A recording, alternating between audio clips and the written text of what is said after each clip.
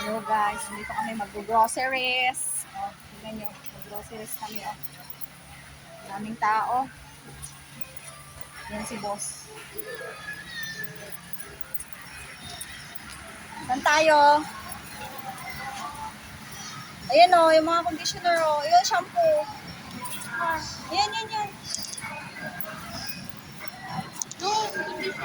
Sige, sige. Ano ba? Pag walang keratin, yan na lang. Para may magamit ka, ganon. Nag-lose hair nga ako dyan. Ano ka, tingin ka doon sa bandaron.